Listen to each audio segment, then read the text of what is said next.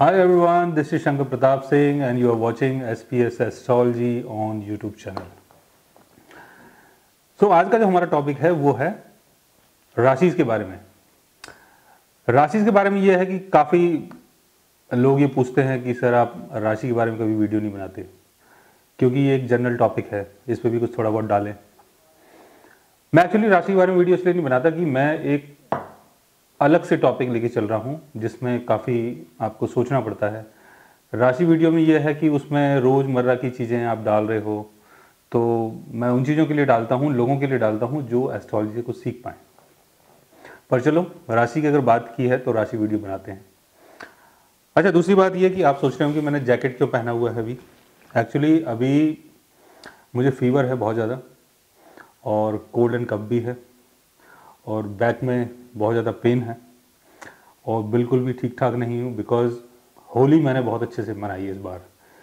मैंने ये मान के चलिए कि मैं मॉर्निंग के 8-9 बजे स्टार्ट हुआ था और रात के 12 बजे तक होली मनाता रहा। तो उसके चक्कर में क्या हुआ कि हेल्थ का बेड़ा गर्क हो गया। चलो एनी हाउ, ठीक हो जाएगा आगे चल के। तो हम बात कर रहे थे राशि के बारे में, और ऐसी कौन सी राशि है जो इस साल वेल्थी बन सकती है। ये एक खास टॉपिक है, क्योंकि रेगुलर हम राशि के बारे में बात कर रहे हैं तो उससे कोई फायदा नहीं है।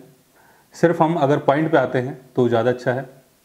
तो पहले तो मैं ये बताता हूँ कि अगर आपको अपनी राशि को जानना है तो पहले ये देखना है कि मून की प्लेसमेंट कहाँ है, मून कौन सी राशि में प्लेस्ड है। लाइक मून अगर 1 नंबर पर प्लेस्ड है, कहीं भी प्लेस्ड है, तो आपकी राशि जो है वो एरीज है। 2 नंबर पर प्लेस्ड है तो आपकी जो राशि है वो टॉरस है, टॉरस यानी वृषभ। 3 नंबर पर अगर मून प्लेस्ड है तो जो आपकी राशि बनती है वो जेमिनी है। इसी तरीके से 4 नंबर पर है तो कैंसर, 5 नंबर पर है तो लियो, 6 नंबर पर है तो वर्गो, 7 पे है तो लिब्रा, 8 पे है तो स्कॉर्पियो, 9 पे है तो सेजिटेरियस, 10 पे है तो कैप्रिकॉन, 11 नंबर पे अगर आपका मून है तो जो आपकी राशि बनती है वो है एक्वेरियस, और 12 नंबर पे अगर मून है तो आपकी राशि बनती है पाइसेस। तो मून की प्लेसमेंट कौन से नंबर के ऊपर है वही आपकी राशि है। और इस वीडियो में अगर जो भी चीज आप देख रहे हैं तो ये आपको दोनों तरीके से देखना है, राशि चार्ट से भी और लगन चार्ट से भी।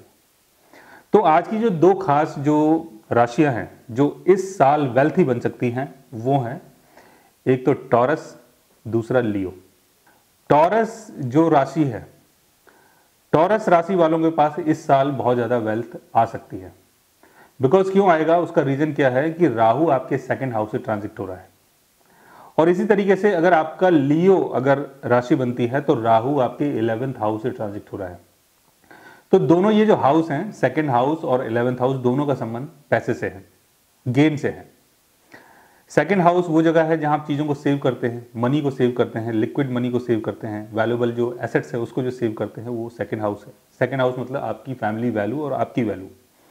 11th हाउस जो है वो आपका नेटवर्क सर्कल है, जहां से आप गेन लेते हैं, यानी जिस नेटवर्क सर्कल के थ्रू आप मॉनेटरी गेन करते हैं वो आपका 11th हाउस है। और 11th हाउस का संबंध है आपके होप्स एंड विशेस से। तो ये 2 जो राशियां हैं, एक टॉरस और दूसरा लियो, इन दोनों राशियों के पास काफी पैसा आ सकता है इस साल। तो अगर आप कुछ ऐसा बिजनेस कर रहे हैं या कुछ ऐसा काम करने की कोशिश कर रहे हैं तो आप वेल्थी बन सकते हैं। लेकिन इसके साथ साथ आपको क्या देखना है, आपको यह भी देखना है, लाइक जैसे बहुत सारी वीडियोस आती हैं, वहां लिखा रहता है कि इस साल आप धनी बन जाओगे, ये बन जाओगे और कुबेर का खजाना खुल जाएगा। तो ऐसा कुछ नहीं है। अगर इसको आप प्रॉपर वे में देखें तब चीजें समझ में आती हैं। लाइक जैसे राहु जो है वो लियो राशि वालों के लिए ट्रांजिट हो रहा है आपके 11th हाउस से, और टॉरस राशि वालों के लिए राहु जो है वो ट्रांजिट हो रहा है आपके 2nd हाउस से। तो इसके साथ आपको यह देखना है कि आपके बर्थ चार्ट में कौन सी प्लेनेटरी दशा चल रही है, वो भी बहुत जरूरी है। अगर प्लेनेटरी दशा ठीक नहीं है और आप राहु ट्रांजेक्शन को यहां देख रहे हैं तो ये जरूरी नहीं है कि इस साल आप वेल्थी बन पाएं या मनी को अर्न कर पाएं। उसके साथ साथ आपको यह देखना है जो आपका रियल जो बर्थ चार्ट है, जो लगना चार्ट है या जो मून चार्ट है, उसमें 2nd हाउस के लॉर्ड की पोजीशन क्या है और 11th हाउस के लॉर्ड की पोजीशन क्या है, ये भी देखना बहुत जरूरी है। दूसरा ये भी देखना बहुत जरूरी है कि जो 2nd हाउस का जो लॉर्ड है वो किसके साथ कंजॉइन होके बैठा हुआ है, किसके साथ उसकी प्लेसमेंट है, कहीं उसकी प्लेसमेंट केतु के साथ तो नहीं है, कहीं उसकी प्लेसमेंट सैटर्न के साथ तो नहीं है, तो ये चीज़ भी देखनी बहुत ज़रूरी है। कहीं वो 6th हाउस में, 8th हाउस में, 12th हाउस में तो नहीं है। इसी तरीके से 11th हाउस की लॉर्ड की पोजीशन क्या है, कहीं वो केतु के साथ तो नहीं, सैटर्न के साथ तो नहीं है, या 6th हाउस, 8th हाउस या 12th हाउस में नहीं है। और ये भी देखना है कहीं वो कम्बस तो नहीं है। और दूसरा आपको डिग्री वाइज भी देखना है कि उनकी पावर कितनी है, यानी 2nd हाउस और 11th हाउस के लॉर्ड की पावर क्या है। साथ में ये भी देखना है कि 2nd हाउस और 11th हाउस में किस किस प्लेनेट का एस्पेक्ट पड़ रहा है। लाइक अगर सैटर्न का एस्पेक्ट पड़ रहा है या केतु का एस्पेक्ट पड़ रहा है अगर आपके बर्थ चार्ट में, तो हो सकता है आप मासिव गेन ना कर पाए। और ये भी देखना है साथ में कि 2nd हाउस और 11th हाउस में कौन से प्लेनेट बैठे हुए हैं, यानी कौन से प्लेनेट वहां पर हैं ऑलरेडी पहले से आपके बर्थ चार्ट में।